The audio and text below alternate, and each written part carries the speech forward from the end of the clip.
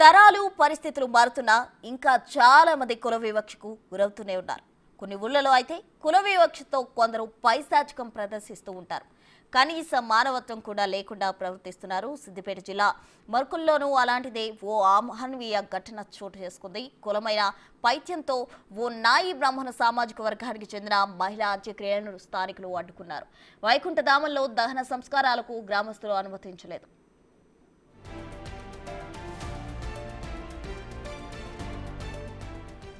గ్రామంలో అంత్యక్రియలకు అనుమతి లేకపోవడంతో మృతదేహం పట్టుకునే బంధువులు నాలుగుళ్లు తిరిగారు. అన్ని చోట్ల కూడా నిరాకరణ ఎదురైంది. చివరికి చేసేదేం లేక గ్రామ శివారు చెరువు వద్ద అంత్యక్రియలు చేయాల్సి వచ్చింది. ఊరిచనం చేసిన పనికి మృతురాలి వర్గీయులు తీవ్ర మనోవేదనకు గురయ్యారు. ఎలా అయినా గ్రామస్తులకు బుద్ధి చెప్పాలని ఓ నిర్ణయానికి వచ్చారు. ఇకపై ఊరిచనానికి కటింగ్ చేయకూడదని తీర్మానించుకున్నారు. ఎవరైనా చనిపోతే గుండు గడ్డం కూడా చేయకూడదని తీర్మానించారు.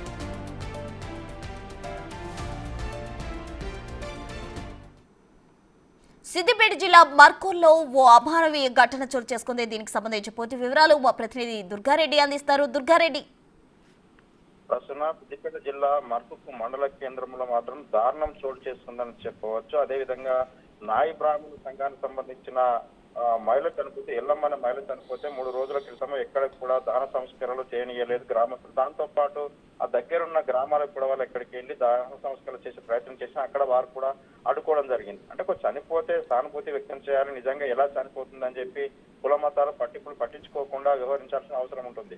ఆ దిశగా అంటే నాయి బ్రాహ్మణులు కులాలకు మతాలకు అతీతంగా కూడా అందరికి క్షౌరము గడ్డము చేస్తుంటారు. గ్రామీణ ప్రాంతాల్లో అందరికి తెలిసి ఉంటారు, అందరికి పరిచయాస్తులు ఉంటారు. నిజంగా అక్కడికి వెళ్ళిన తర్వాత వాళ్ళకు ఆమె చనిపోతే కూడా అంత్యక్రియలు చేయకపోతే ఆ విధంగా వాళ్ళంతా కూడా నాయి బ్రాహ్మణ సంఘం నాయి బ్రాహ్మణ కులస్తులంతా ఒకటయ్యారు. ఆ గ్రామంలో మరొకరు చనిపోయినా మరొకరికి కూడా సవరణ చేయవద్దు, ఆ గడ్డం కూడా చేసుకునియకుండా ఆ కట్టుదిట్టమైన కుల కట్టుబాట్లకు నిర్ణయానికి దిగినట్టుగా కొంత సమాచారం అయితే వస్తుంది.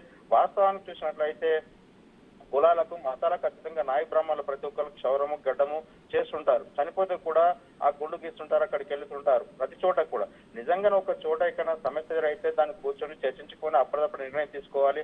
నిజంగా చనిపోతే ఆ దహన సంస్కారాలు అంత్యక్రియలు చేసేంత వరకు కూడా అక్కడ వెంబడి ఉండాలి. ఆ సర్పంచే కావచ్చు, గ్రామస్తులు కొంతమంది ఏదైనా ఇబ్బంది కలిగిస్తే కూడా వారికి సానుభూతి వ్యక్తం చేయాలి, సపోర్టుగా మద్దతుగా ఉండాలి. అలాంటి నిర్ణయాన్ని కూడా వ్యతిరేకించడంతో వాళ్ళు కూడా ఒకటయ్యారు.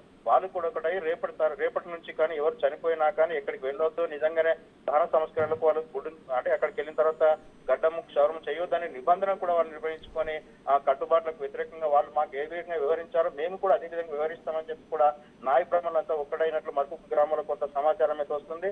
దీనిపై ఉన్న ఉన్నతాధికారులు జిల్లా ఎస్పీ జిల్లా కలెక్టర్ అక్కడికి వెళ్ళాలి, అసలు ఏం జరిగిందని వివరాలు సేకరించాలి. ఆ తర్వాత కూడా వీళ్ళందరినీ గ్రామంలో గ్రామ పంచాయతీ గారికి కూర్చుని చర్చించి నిర్ణయం తీసుకోవాలి. ఇలాంటి వివరాలు ప్రక్రియ ఇన్ టైంలో నిర్ణయం తీసుకోకపోవడం వల్ల కూడా కక్షలు కూడా పెంచుకొని ఒకరిపై ఒకరు దాడులు చేసుకునే అవకాశాలు కూడా చెలరేగే అవకాశాలు ఉంటాయి. కనుక ఎల్లమ్మ మహిళ చనిపోయిన అంత్యక్రియ నాయ బ్రాహ్మణ సంఘానికి సంబంధించిన విషయం చూసినట్టు మాత్రం అక్కడ గ్రామస్తులు వివరించిన తీరు ఆ దారుణం అని చెప్పి కూడా తెలుస్తుంది. దీనిపై జిల్లా ఎస్పీ అనురాధ అదేవిధంగా జిల్లా కలెక్టర్ వీళ్ళంతా ఇక్కడికి వెళ్లాల్సిన అవసరం అయితే ఉందని చెప్పవచ్చు. ప్రశ్న దీనికి మనం చూస్తే మర్కూర్ గ్రామంలో కుల వివక్ష కట్టుబాట్లు మాత్రం అక్కడ గాడి తప్పుతున్నాయని చెప్పవచ్చు. దాంతో పాటు ఆ కులంలో ఎవరైనా చనిపోయినా ఏ కులస్తు చనిపోయినా ఎవరు చనిపోయినా కానీ అక్కడ సానుభూతి వ్యక్తం చేస్తారు.